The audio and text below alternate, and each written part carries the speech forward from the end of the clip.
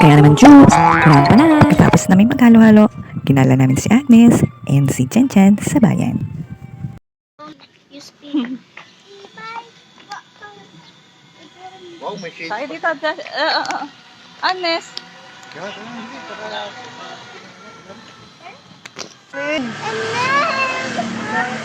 Wala, gala eh. Diyan. Wow, ang galing! Hello! Abakala ba yan? Parang abakala. Agnes! Agnes! Bawal pa tricycle. Pambayan na. Ano yan nakalunod sa pambayan?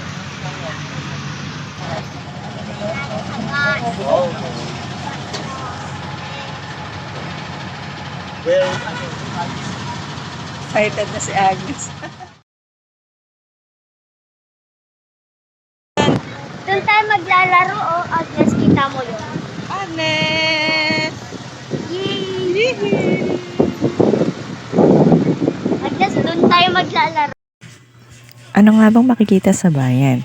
Meron dong playground, meron ding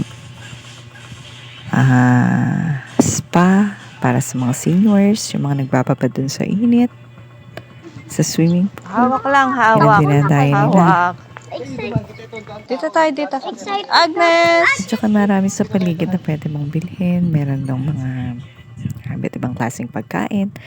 And meron ding dong go-kart na pwede mong rentahan para sa mga bata. Excited na talaga si Sylvian tsaka si Agnes. Nauuna pa sa amin eh.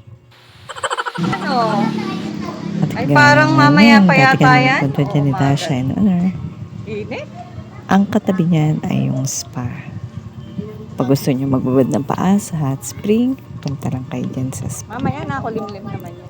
Okay? Ayun no, ay baka ting umaga tatanong natin.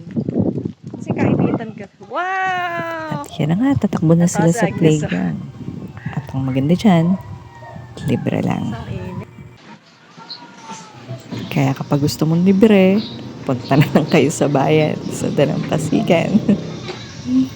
Magkano rin per hour? Pag nagre-rent ka sa playground. Per hour ngayon is 80 pesos. Sa mga mall naman, 250 pesos depende sa oras. Okay na din, makalibre naman kahit minsan.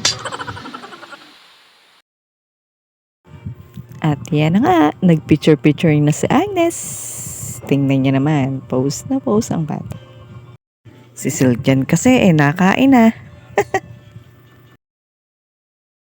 Don't forget to like, share, and subscribe. Jukes Kapu Vlog, rampa na!